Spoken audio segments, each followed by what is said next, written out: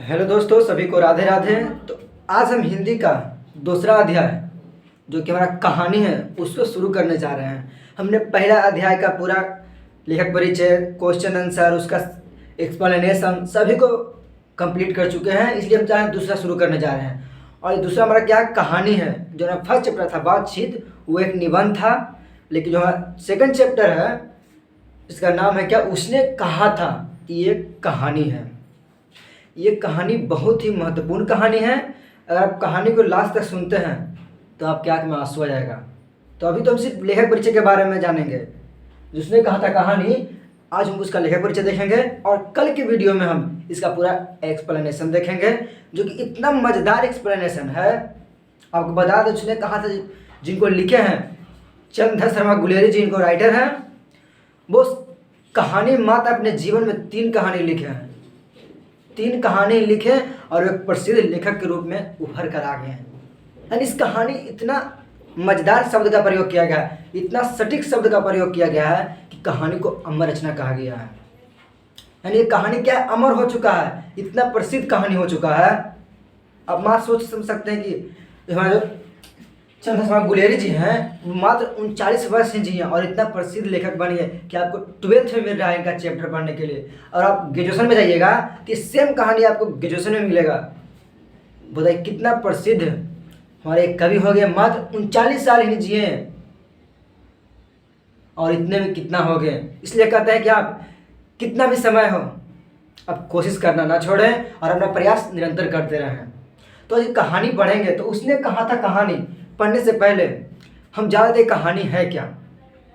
ये तो उसने कहा था कहानी तो है ही, लेकिन इसके बारे में जानते हैं कहानी में क्या है। कि कहानी मुख्य रूप से 5 भागों में बांटा गया है। जो कहानी है 5 भागों में बढ़ चुका है, जिसमें 3 भागों में युद्ध के बारे में बताया गया। बताइए, इसमें युद्ध भी है और लव भी है, प्यार के बारे में बताया गया है। जो कि इसमें एक व्यक्ति लहना सिंह, एक सुबदारनी और भी कई बजीरा सिंह हो गए, बौद्धा सिंह हो गए, अनेक प्रकार के व्यक्ति इसमें हैं। उनको हम एक्सप्लेन में देखेंगे। तो आज का मुद्दा हमारा है कि लेखक परिचय को कवर करें, और लेखक परिचय को इस तरह से कवर करेंगे कि आपके एग्जाम में एक भी क्वेश्चन छूट ना पाए, और नहीं छूटने देंगे। अगर आप लास्ट तक वीडियो देखिएगा तो आपको ये महसूस हो सकता है कि कहानी से एक भी क्वेश्चन ऑब्जेक्टिव हो या सब्जेक्टिव हो या समरी हो, कहीं से अगर आपसे पूछ दिया जाए तो आप पीछे नहीं रहिएगा। तो स्टार्ट करते हैं इसका लेखक परिचय। तो कहानी बहुत ही मजेदार है, आपको बता चुके हैं। तो जो कहानी है उसने कहा था, ये क्या है, कहानी है। याद रखिए क्या कहा था, तो कहा से क्या हो जाएगा, कहानी हो जाएगा। एग्जाम में पूछता है कि उसने कहा था क्या है, तो आप बोले कहानी है। इसको पहले जो हम अध्याय पढ़े थे बातचीत, वो निबंध था, लेकिन ये क्या है, तो उसने कहा था क्या, कहानी है। जिनके लेखक का नाम है चंद्रधर शर्मा गुलेरी। क्या, जो हमारा कहानी है उसने कहा था, उनके लेखक का नाम है चंद्रधर शर्मा गुलेरी जी। बहुत प्रसिद्ध लेखक बन गए, मात्र 39 साल जिए और प्रसिद्ध अपने जीवन में 3 ही कहानी लिखी है, फिर भी इतना प्रसिद्ध हो गए। और ये कहानी 8 से 10 पढ़ने का कहानी है। जब पढ़िएगा तो एकदम अच्छा लगेगा कहानी पढ़ने पर। कहते जिनका जन्म हुआ था 7 जुलाई 1883 ईस्वी को जन्म हुआ था। यानी चंद्रधर शर्मा गुलेरी जी हैं, उनका जन्म 7 जुलाई 1883 ईस्वी को हुआ था। कहाँ हुआ था, ये निवास स्थान कहाँ, ये एग्जाम में पूछता है। चलिए देखते हैं। तो कहना है निवास स्थान गुलेर नामक ग्राम। बहुत अच्छा ऑब्जेक्टिव यहाँ से उठता है कि जो हमारा कौन चंद्र शर्मा गुलेरी जी का निवास स्थान कहाँ है, तो बोलिएगा गुलेर नामक ग्राम। ऑप्शन में अगर आ गया हिमाचल प्रदेश, इसे मत मारिएगा, क्योंकि निवास स्थान बताया गया कि गुलेर नामक ग्राम, यानी जिस गांव में रहे हैं उनको बोला गया निवास स्थान। बात करें जिला को, तो जिला कांगड़ा है, हिमाचल प्रदेश में पड़ता है। क्या जिला कौन सा है, कांगड़ा जिला, हिमाचल प्रदेश में। पिता का नाम है पंडित शिवराम। क्या, गुलेरी जी का पिता का नाम क्या है, पंडित शिवराम इनका नाम है। माता का नाम है लक्ष्मी देवी। क्या, पंडित शिवराम, माता जी का नाम लक्ष्मी देवी। शिक्षा की बात करें तो बचपन में इन्होंने संस्कृत का शिक्षा लिया। इनको संस्कृत में बहुत इंटरेस्ट था, जिसके कारण से बचपन में संस्कृत का शिक्षा अध्ययन किया। क्या, संस्कृत पढ़ना शुरू किया बचपन में ये।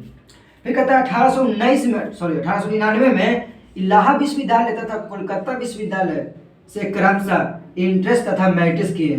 ऐसा पूछे कि एंट्रेंस कहाँ से किए, तो क्या क्या बोलिएगा, देखिए क्या है, इलाहाबाद तथा कोलकाता, तो क्या होगा, एंट्रेंस तथा मैट्रिक, यानी एंट्रेंस की है इलाहाबाद से और मैट्रिक किए कोलकाता से। यानी 1899 ईस्वी में पूछा कि एंट्रेंस कहाँ से किए, कोलकाता से, मैट्रिक तो इलाहाबाद विश्वविद्यालय से। कब, तो 1899 ईस्वी में एंट्रेंस तथा मैट्रिक परीक्षा दी कोलकाता एवं इलाहाबाद विश्वविद्यालय से।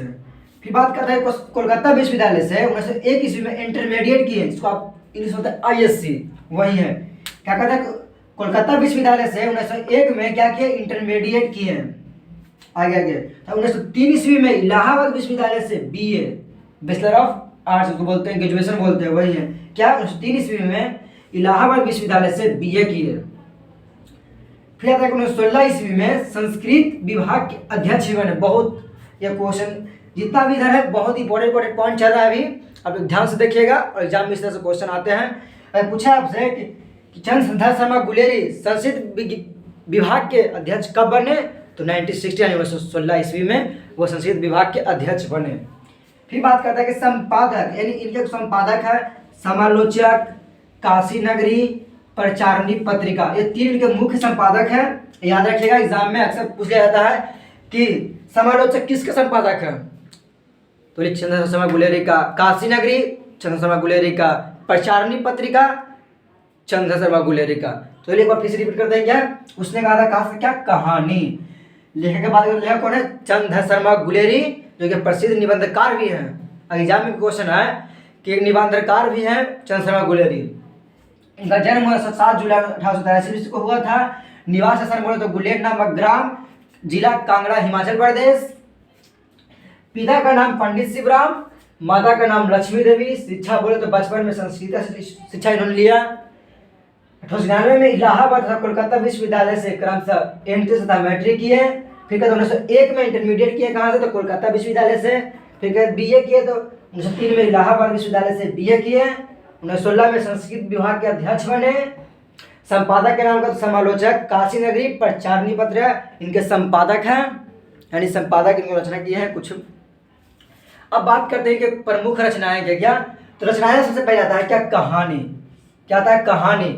तो एक इन्होंने आपको हम बहुत बार बोल चुके हैं, इन्होंने अपने जीवन में मात्र 3 कहानी लिखे हैं। पहला है सुखमय जीवन, दूसरा बुद्धू का कांटा और तीसरा यही उसने कहा था। और 3 कहानियों में ये मोस्ट पॉपुलर हो गए, यानी एक प्रसिद्ध लेखक बन गए। तो पहला क्या, सुखमय जीवन, इनको लिखा था 1911 में, पब्लिश हुआ था। क्या पब्लिश हुआ था, यानी इनका प्रकाशन हुआ था। दूसरा क्या, बुद्धू का कांटा। क्या, बुद्धू का कांटा, यही 1911 में प्रकाशित हुआ, बुद्धू का कांटा। फिर उसने कहा था 1915 में, अक्सर एग्जाम में पूछा जाता है कि उसने कहा था कब प्रकाशित हुआ, तो याद रखिएगा 1915 ईस्वी में। और बोले बुद्धू का कांटा तो 1911 में। फिर क्या है, सुखमय जीवन तो 1911 ईस्वी में। 3 कहानी मुख्य रूप से लिखे हैं अपने पूरे जीवन काल में। 39 वर्ष थे जिए, 3 कहानी लिखकर एक कितना बड़ा बन गए, कितना बड़ा इनका नाम हुआ। जो हम क्लास 12 में तो पढ़ रहे हैं, आप जब ग्रेजुएशन में पढ़िएगा, हिंदी अगर मान लीजिए अगर पढ़ना होगा तब ग्रेजुएशन में भी इनका सब दिया हुआ है चैप्टर को। तो कितना इंपॉर्टेंट चैप्टर है, अगर आगे चल कर भी पढ़ना है। फिर निबंध है, तो निबंध है क्या, कछुआ धर्म, मुर्शी मोही कुठाव, पुरानी हिंदी, भारतवर्ष, देवाना प्रिय, संस्कृत की टिपरारी, डिंगल।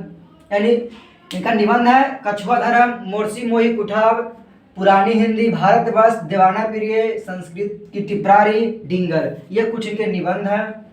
अंग्रेजी निबंध की बात करें तो इनका अंग्रेजी निबंध है ए पोयम बाय भास। क्या, ए पोयम बाय भास इनका अंग्रेजी निबंध है। फिर क्या, ए कमेंट्री ऑन वात्स्यायन कामसूत्र। क्या, ए कमेंट्री ऑन वात्स्यायन कामसूत्र।